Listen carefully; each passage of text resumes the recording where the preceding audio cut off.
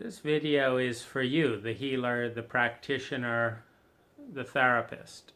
It's also for me, the exploration and innovation of what I believe, based on roughly $150,000 worth of work in various aspects of the Western therapeutic model, where it has just come crashing down and hasn't worked, and where it can go from there. And by way of leading into this, I'll begin by what I feel is the diagnosis. The number one diagnosis is of the dis-ease in the Western therapeutic model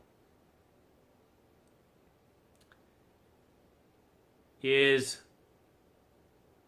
first of all, an absence of clear diagnosis. Second of all, a passivity. If you look at the masculine-feminine dynamic in any relationship, you have the range from holding space to taking an active and participatory lead in initiating and sparking growth in the patient, in the client.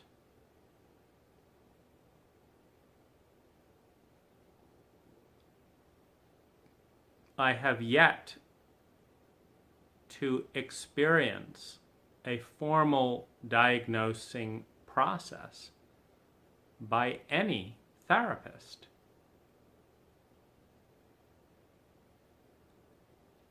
So there's an absence of diagnosis.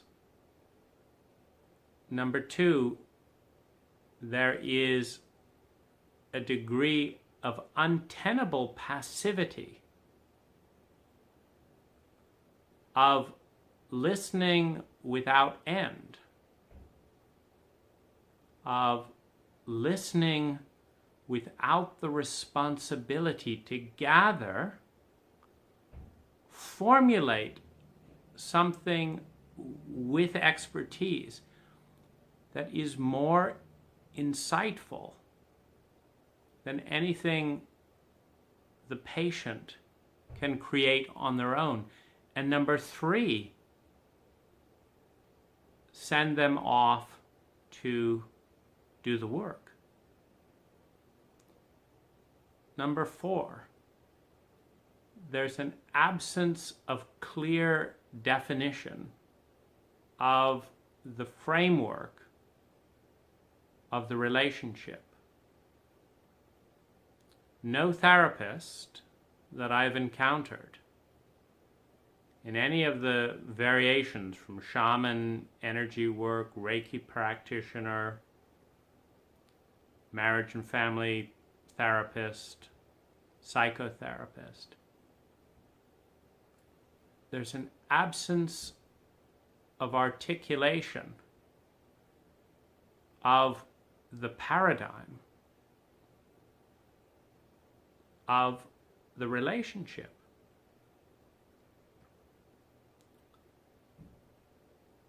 Number five, an absence of qualification. Once the goal, the intention, the diagnosis is given, there's an absence of qualification, of where you as a therapist rank and rate in the probability field of effective response.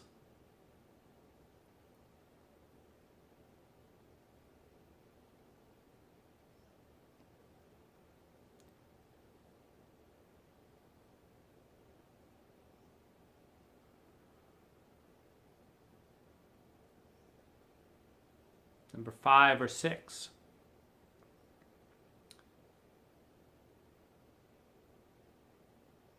There is a dependency that is built into the relationship by refusing to initiate work to be given to the client or the patient in a way that leaves them hooked and coming back for more.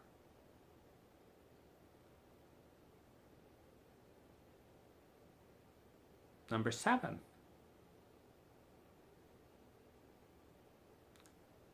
It is not discussed and allowed in most cases for the healing that needs to take place in areas other than words to take place. This aspect of healing, the embodied aspect, is not formally welcomed. And yet, without embodied healing, there is no integrated healing. Number 8.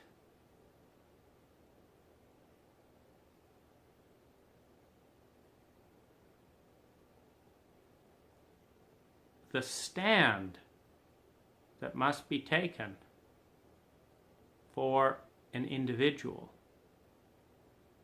is not built into your paradigm. The stand that goes way beyond money. The stand that goes way beyond the hour.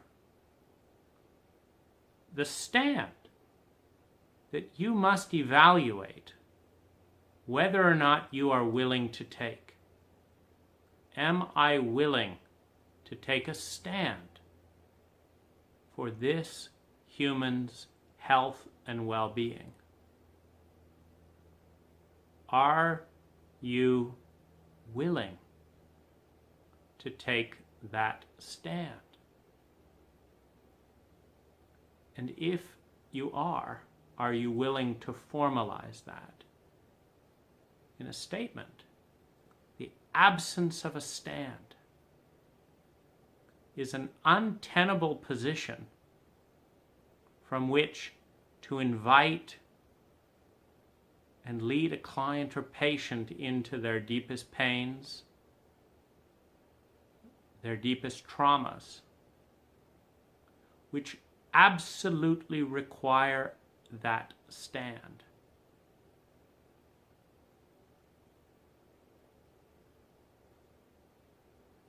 Number 8. Are you willing, are you capable of feeling? Because in many cases, this journey with a, quote, healer or practitioner involves a profound lack of association, of empathy. And do you understand that empathy is a prerequisite for healing in the fullest sense of the word?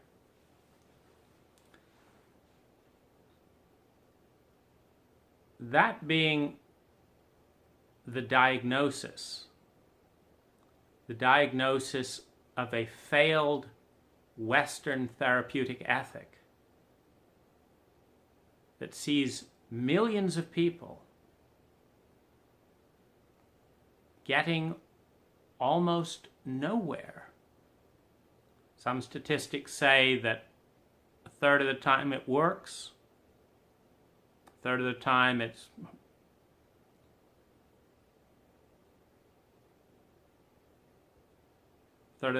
terrible. That's been my experience. 1/3 is positive, 1/3 neutral, 1/3 toxic.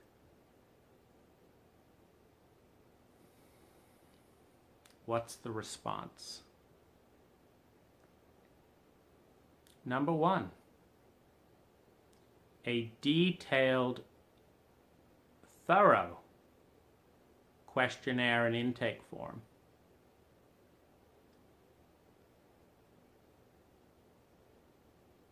Before that, training on the probabilities. You know, we're good at giving things lots of fancy labels. But what you need to be able to see before you can reliably and effectively treat is the nature of the imbalance, the original source of the dis-ease. Number one. Number two, you have to have some sense, the eyes to see, the desire to see, the active searching to see who is the person, who is the self, the presence that is coming to you. And two, where are they lost? What is the distortion in the field? You've got to have a sense of that. You've got to know that this is the primary thing to look for. Who is the person?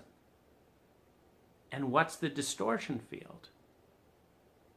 Can you do it? Do you want to?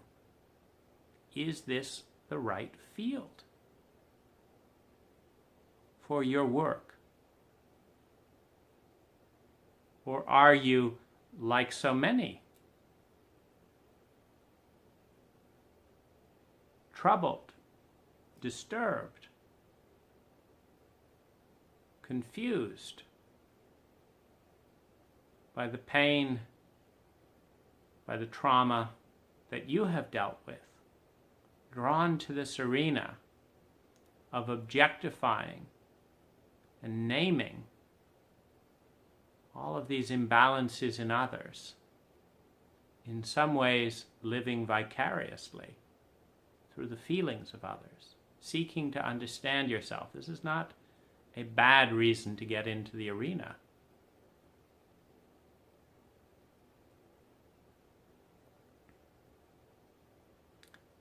My prescription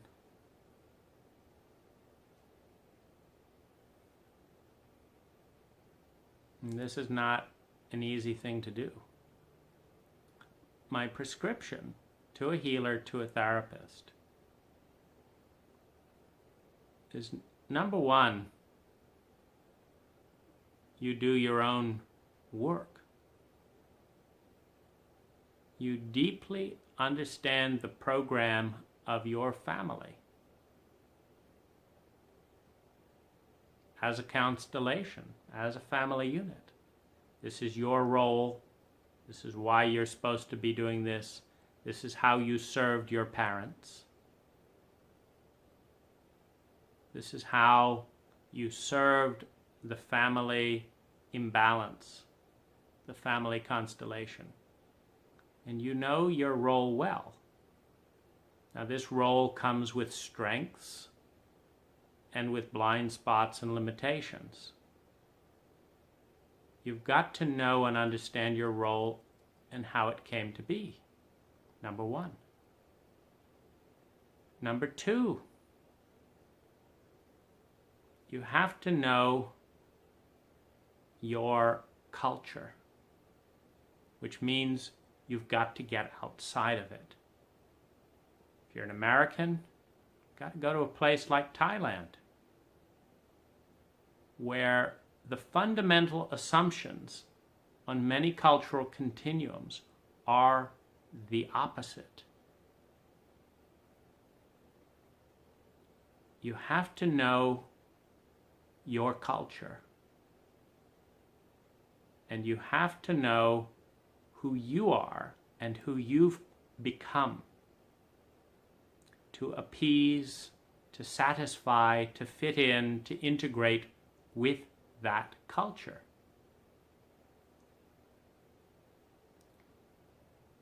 But you need something more than this. You need to know who you are outside of the culture, outside of the family system. You need to know the you that doesn't fit.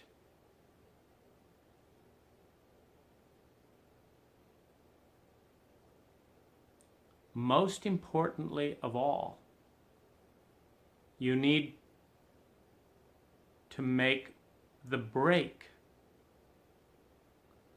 between yourself and the culture, between yourself and your parents. You need to set yourself free. And beyond the pathological labels, which particularly in Western culture, it's more than happy to bestow upon you, you need to know some sense of who you are, of why you're here, of what matters to you.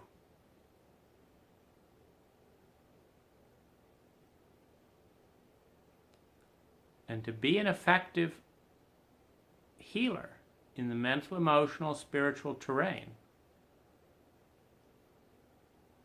And let me first say that if you don't embrace that entire role of the mental, emotional, spiritual terrain, you will have limited effectiveness. Because while you may box things in of I'm a this and I'm a that,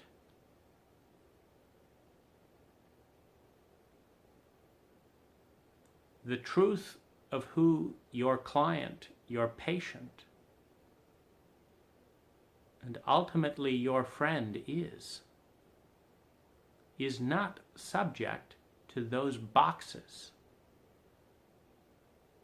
And your job is to get them out of them. Your job is not to get the individual to cope satisfactorily within the box of this culture. Whatever the culture is, that is not your job. If you're hired by a corporation to help the employees improve their work performance, then be honest about it. I'm just trying to help you make more money in this company. But that is not the same as a role. That is not the same as a healer's role, as an advocate for the individual. And unless you have gone outside the culture, unless you have been willing to betray your loyalty to the culture, your loyalty to the family system, you will betray your client to the delusion that who they really are is their loyalty to the family system, to the culture. This is a very, very fundamental difference.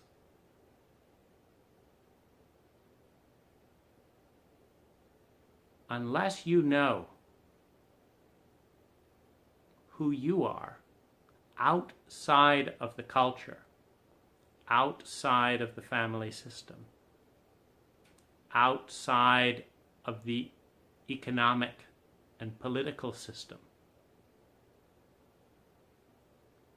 You cannot take a stand for a client or a patient, however you want to define it,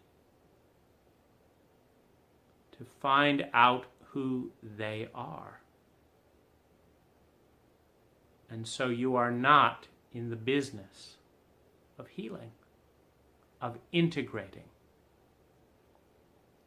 all of who that person is, which includes the many parts which are not sanctioned by the economy, by the country,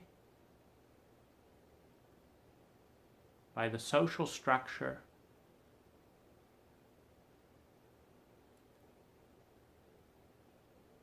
and yet they are a part of who this person is.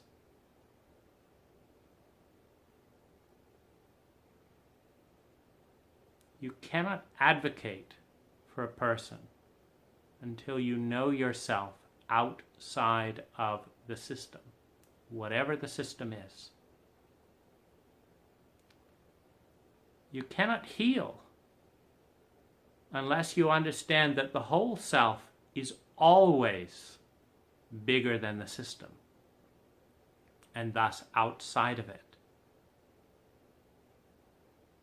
And you cannot heal unless you understand that it is the environment, the system, that is the one that is sick, not the client, not the patient.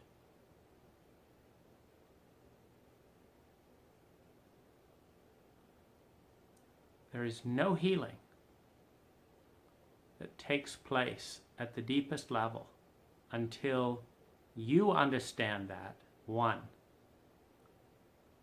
and you help your client, your patient, understand this. There's nothing wrong with them.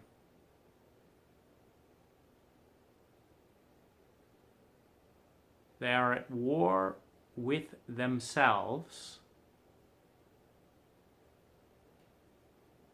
as the environment, the culture, the economy, the legal system, the country,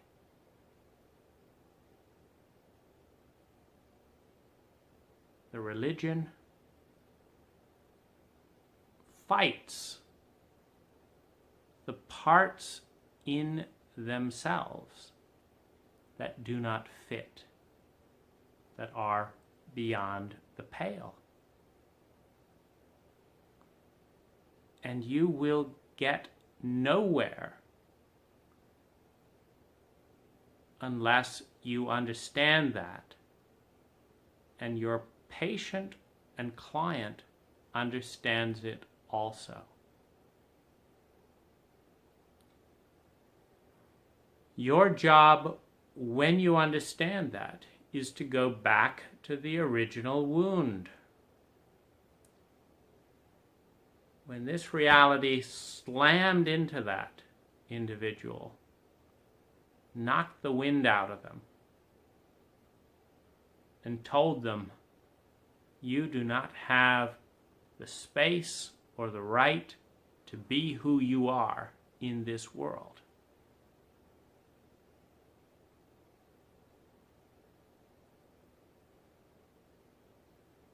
And having infected the client, the individual,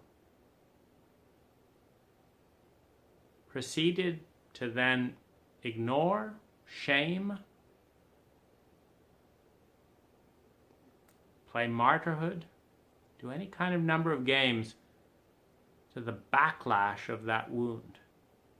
The backlash of that wound, which, in the language of trauma and coping strategy, is where all the, quote, disease starts to emerge. Those, quote, diseases and imbalances and coping strategies are that person fighting for their life after being cut in two. And they are not that person's fault. They are the endless creativity of the self to reinvent itself, having been slashed in two. If you have not gone on that journey to put yourself back together and faced the overwhelming fear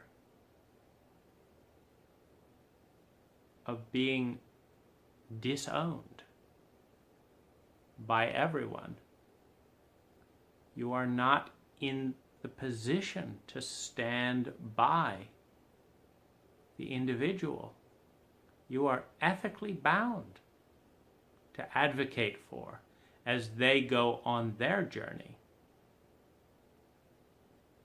of shedding their ties with the culture, with the economy, with the family system that is killing them in one form or another.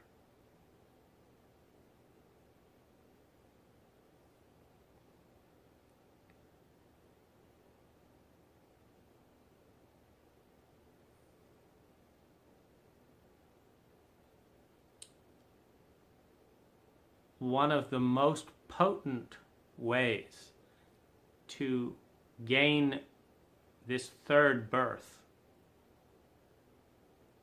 the true self, is through entheogens. The reconnection in a direct personal relationship with God and Goddess. A direct personal relationship with God and Goddess. Because that is the first time that you will be accepted whole, exactly as you are.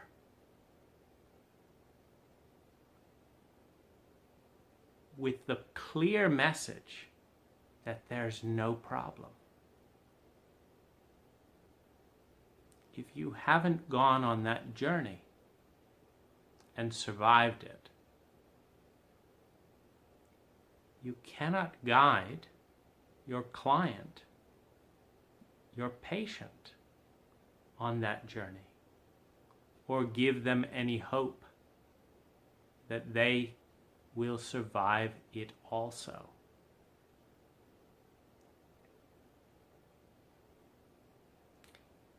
If you don't understand that you are not treating the individual, you are treating the diseases of a culture, of a family, of an environment that have been imposed on the individual under threat of death, under threat of trauma, under threat of shame.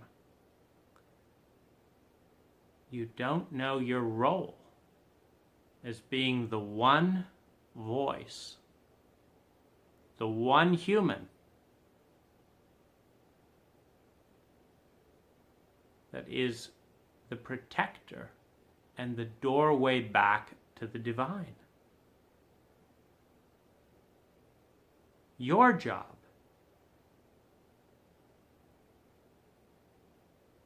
is to unlearn their conscious mind. The conscious mind that has accepted and internalized the disease of the culture, of the family, of the country. Your job is to unzip that program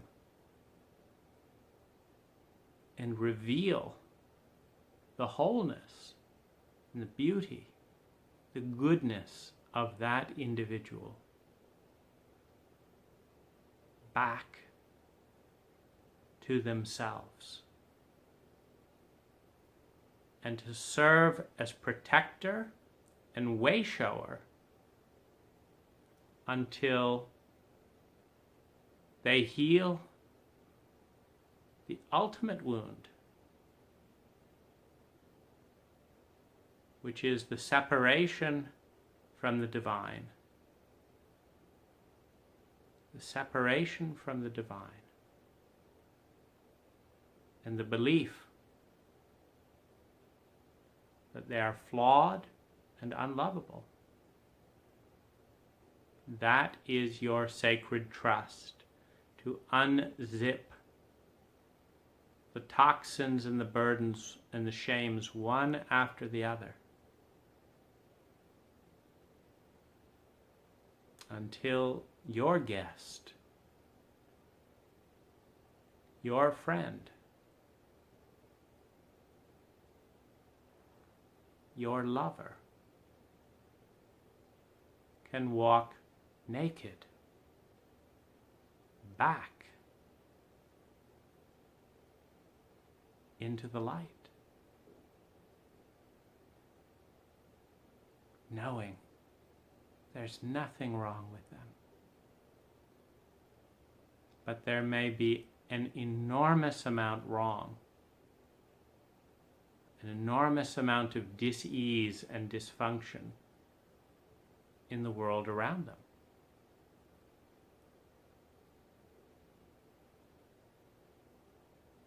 When you have done this, your job is over. They will be themselves a potent, empowered, loving,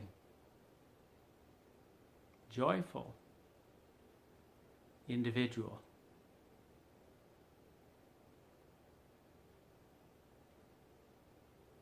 And your job is to be patient, to take a stand for those crumpled, withered, small, frail voices that have been so ruthlessly trampled by this modern world and culture that they don't feel they have a right to exist.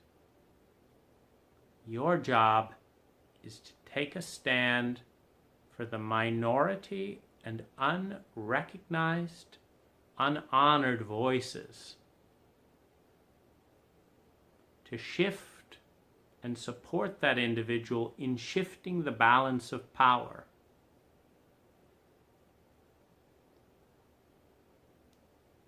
From the patriarchal dominance of the rationalist, materialistic left brain that deifies materialistic scientific ideal, and share the power with the feminine and with all of those minority personas that have been wiped out so systematically in childhood, it's like genocide, that have been wiped out by an unmarked genocide upon the self, upon the soul of the individual, the country, the culture. Can you stand with that individual and take that stand for them?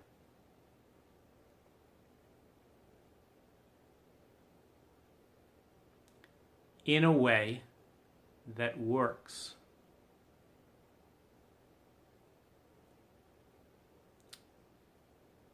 That's the paradigm. What's the practice? A thorough, detailed questionnaire. Perhaps a life story. To strengthen someone, you ask them to do the work, to do most of the work.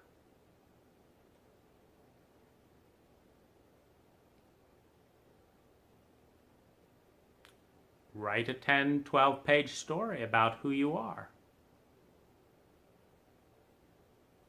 What are your deepest pains? What are your deepest joys? What are your goals? What are your needs? What are your desperations? Who's hurt you? How? When? Where? You challenge the person, the client, the patient to grow. If they get stuck, you assist by championing the voices that want to talk and challenging the voices that are silencing them. Oh, I'm not important. You wouldn't want to read my story. Aha! Bullshit. That's the one you knock out. Okay. Back in your place. What a bunch of bullshit. Of course you're important. And I want to see you. I want to see you. Oh, but you wouldn't want to waste your time, da-da-da-da-da. It would take a long time to read, da-da-da-da-da. We got all lifetime. Your job is to advocate for the storyteller, for the secret voices waiting to speak. The voices that this culture has silenced. That's your job. You need to hear. And the individual needs to hear from you that these voices are important. How are they going to believe that they're important when you don't want to read them? When you don't ask? When every single person around them has told them to be quiet, to talk less, and not about this. Under no circumstances do we want to hear about this. That's exactly what you need to understand, recognize, and want to hear. If you don't, get out of the job, because you're not doing healing. To heal is to restore balance in the power structure, in the value structure, between all the personas, which means championing the helpless, the silenced, the weak, and challenging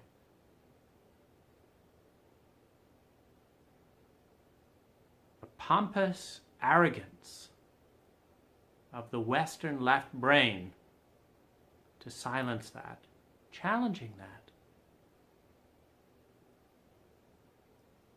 If your client isn't ready to work, fine.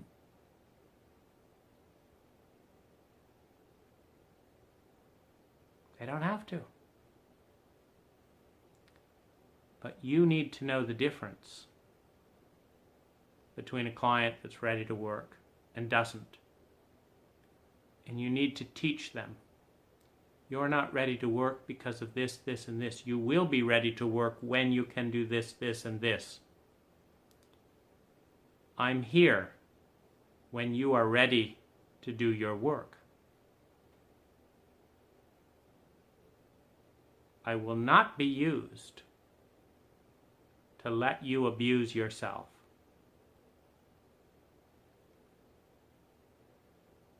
Because that's not healing.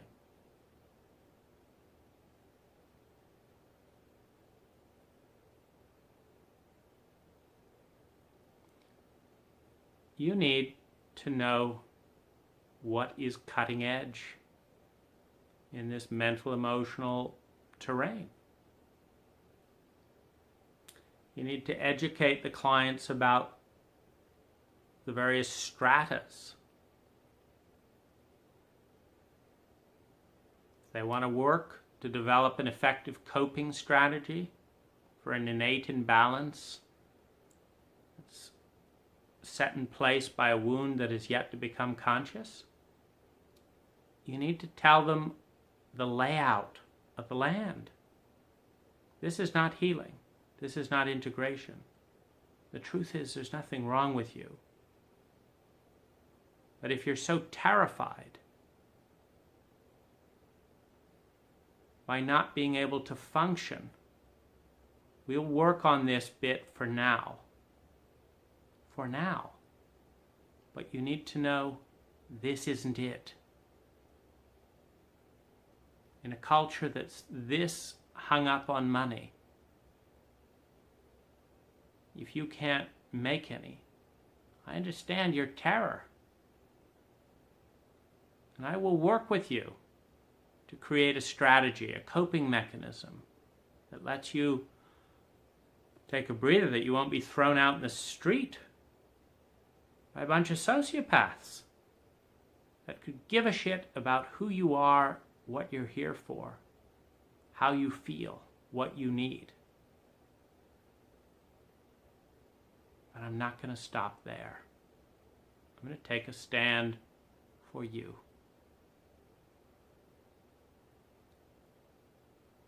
And when I develop the coping strategy with you, I'm not going to tell it to you as if you are improving. I'm going to elucidate why this is so confusing. Why it's so hard. Why some very beautiful part of yourself doesn't want to cope in this way.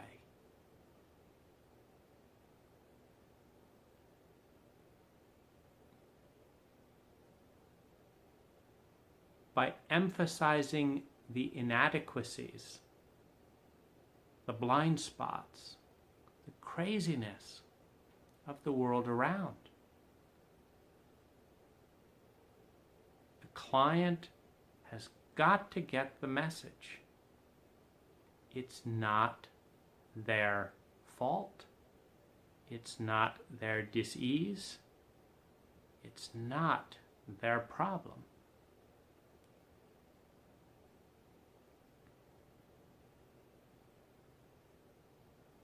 Their relationship with core and divinity is as beautiful as it ever was.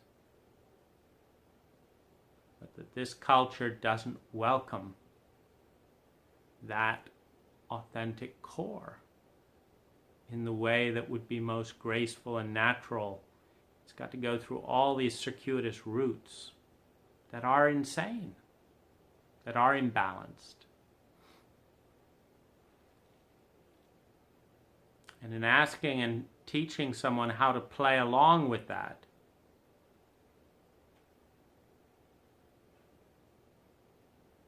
it's got to be clear. This is hard to learn because it's so unnatural. Not because there's anything unnatural about you.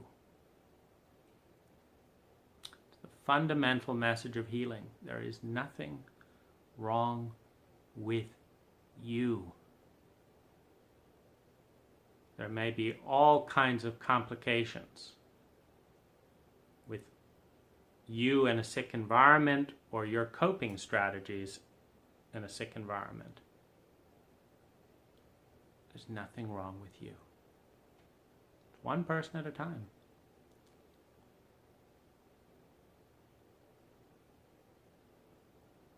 You've got to have a sense of who that person is. You've got to help that person get a sense of who that is. And together, follow the narrative of what's knocked that self off course. When was the first wound? How did it first show up? You've got to understand the poison darts and their angles and reasons and motivations. And it's all there within the truth of emotions, within the truth of individual experience. A child knows until they get the message it's too dangerous to know what's going on. It's more dangerous in this culture to talk about what's going on than to go numb, than to get sick, than to go crazy. But that self is patiently waiting to be re-invited to the table.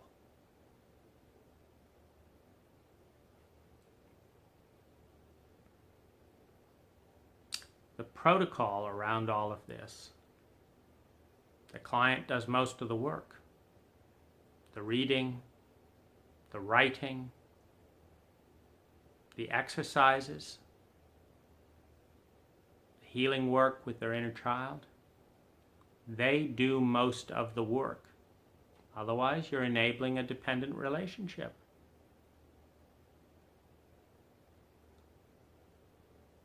They've got to understand they are not sick. They don't have to see you because there's something wrong with you. They have to see you because there's something wrong with the culture that they've got on their plate and need to deal with. It's not right. It's an incredible act of generosity for a person to work on the wound that was given to them. And they need to be honored for that. They need to be honored for that, not shamed. And when it's hard work,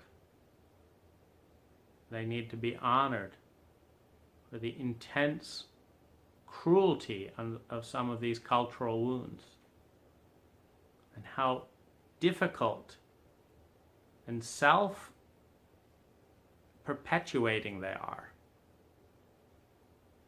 Because a culture will give you a wound that causes you to feel hate and rage. And that's your clue that you've just had your power ripped away from you. But before you can follow that hate and rage back to the atrocity of the acts, the culture slaps a seal on the wound and says that you're not normal. And there's something wrong with you if you feel hate and rage. And feelings don't matter anyway. If they matter to you, well,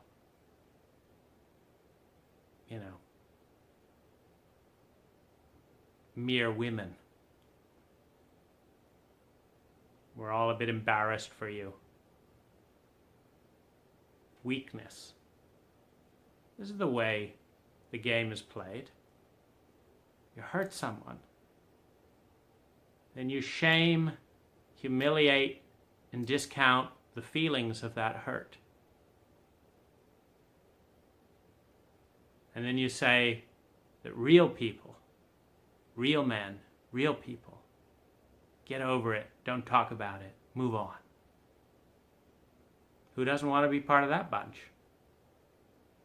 Until you realize the cost. It's bullshit. You have to understand the many ways that the cultural wounds self-support. So there's no way out within the cultural blessing, which is why you must be willing to betray and abandon a culture that does not have the interests of your client at heart.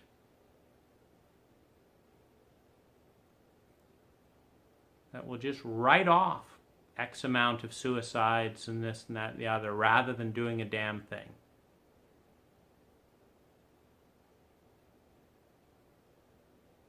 Like, heavens, they had the grace to kill themselves. Wish they could have done it a little bit more subtly so that we didn't have to have the unsightly reality of how fucked up we all are thrown in our face. You've got to take a stand for that individual. And it's not necessarily an hour a week. Could be 10 minutes a day. It's what works. And if it's not working, and your client is willing to do what you ask, it's on you. Fire them.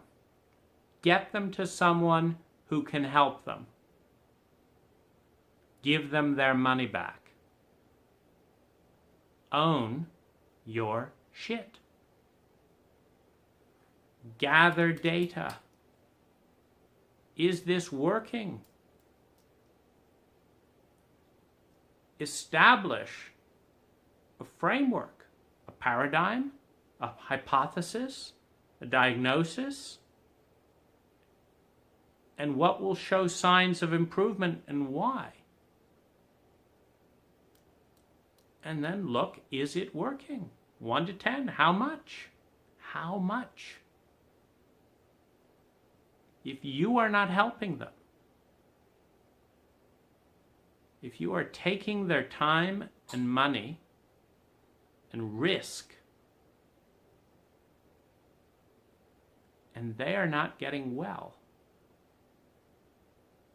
rapidly, because that's the other thing you need to have, a belief in who they are, a belief in human nature, a belief that a plant, when planted in the sun, grows naturally, and a belief in the potency of your impact, which means if they're not getting well, there's something wrong with you, not them.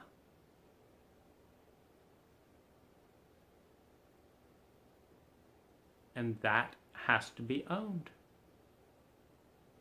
That has to be owned. Your stuff is in the space. Doesn't matter if you talk about it or you don't talk about it, it's in the space. Be willing to clear that stuff out by making it conscious first. Refuse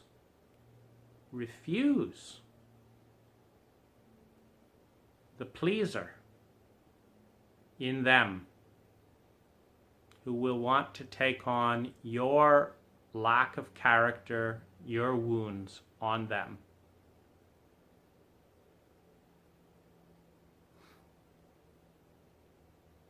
If they're not growing because they know your theater tickets, your TV show, your holiday, your office painting project, whatever it is more important than them. That they are a means to that end, rather than that your life is devoted to them. Perhaps the first individual in their life taking a stand for them. And that they are more important than this, that, the other bullshit. And they're not growing because they know that. And it hurts. It hurts to know you're in it for the money, not them. Then own it and get out of there. Or if you can be there for some people but not for others, make that your responsibility. Own it fully.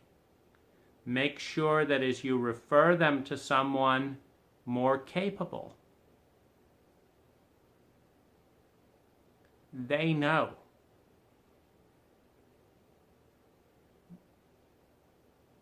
your inabilities. And they know why.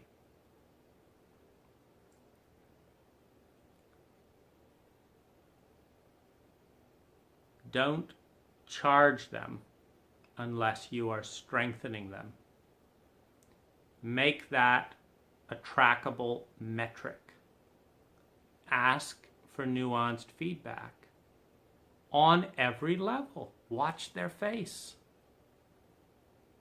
Invite the unwelcome personas. Ask the questions. How am I doing? Do you feel safe? 1 to 10, how much you feel safe?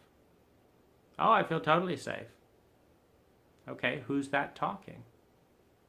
Well, just me. Well, who's that? Well, it's, I don't know. Isn't that what I'm supposed to do? I mean, emotions aren't that valuable and all that. I mean, I have a little bit of feelings. Aha. So I'm doing fine for this socially acceptable role. But there's some part of you that I'm not doing fine with. I want to hear from them. How am I failing them right now? They don't feel like you really want to know this. They don't feel like you want them to fall apart. Because you've got 50 minutes. And they may not be able to put themselves back together again in 3 hours.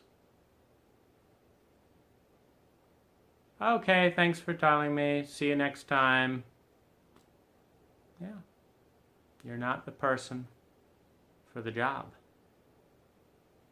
It's about a commitment, a partnering that strengthens the individual, that sees them doing most of the work, that owns your shit,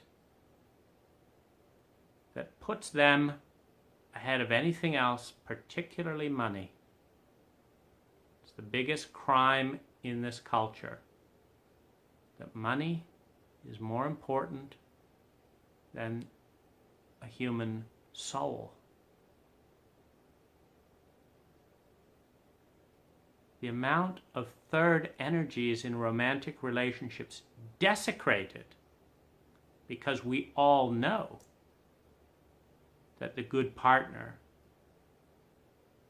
supports their partner in putting work above love. So we all know we live in a sick culture that doesn't have its priorities straight. Are you going to go along with that? Are you going to break your heart on the stone wall of someone's ambition because they don't know what it's like to be a man, and take a stand for you when you need to completely fall apart and have one person there?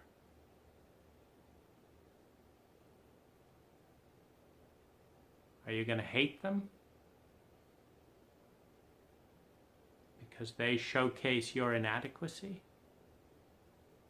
Are you going to bless them and worship them for the opportunity to reclaim a bit of their own lost soul and partner to create a new life that may or may not fit neatly within commercial or cultural bounds?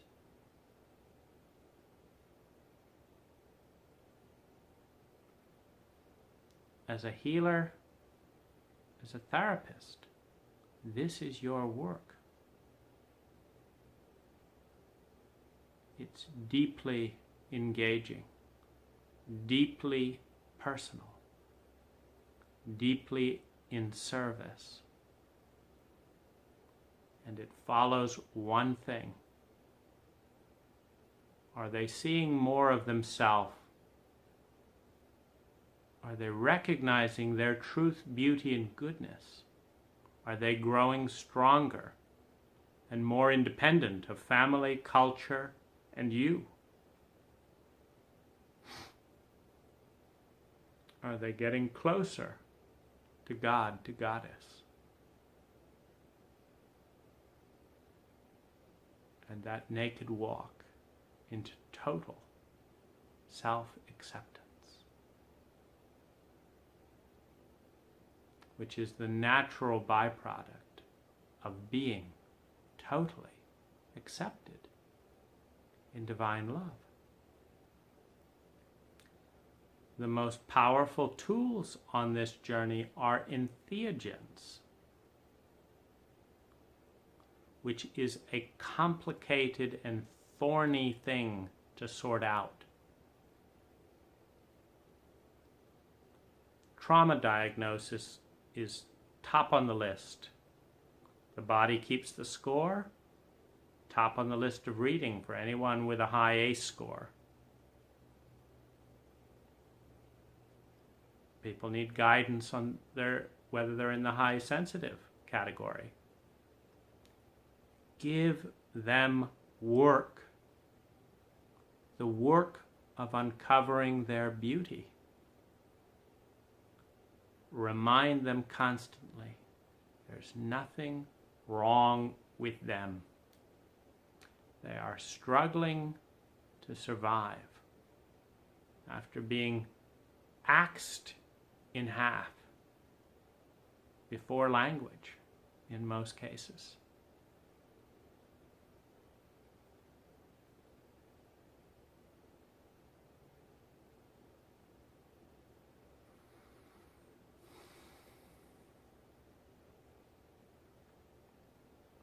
When someone can cope, when someone can do the reparenting, when you can cry deeply for your client's pain, empathizing without overshadowing, feeling and seeing,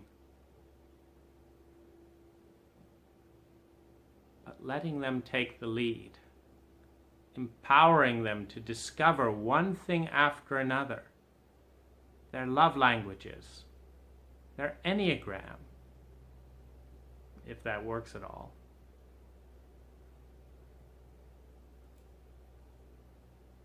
their strengths. And your job is to celebrate and honor their work as they grow before your eyes. Not the limp, bored, pathetic patience that you choreograph by inviting them to play the normal role in which they know you're only there for the money, which they know, regardless of what they feel, it's just an hour, in which they know they can make up whatever bullshit they want, whatever, and you're just going to say, and how do you feel about that? Of course they're bored. It's boring.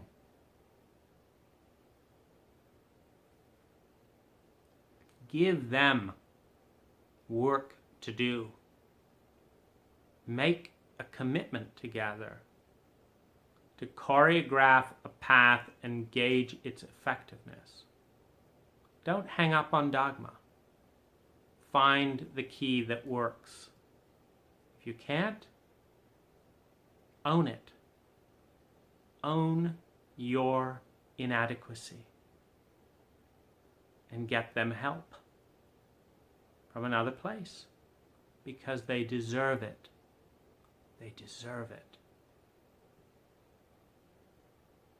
This is a path of health, of honesty, of well-being.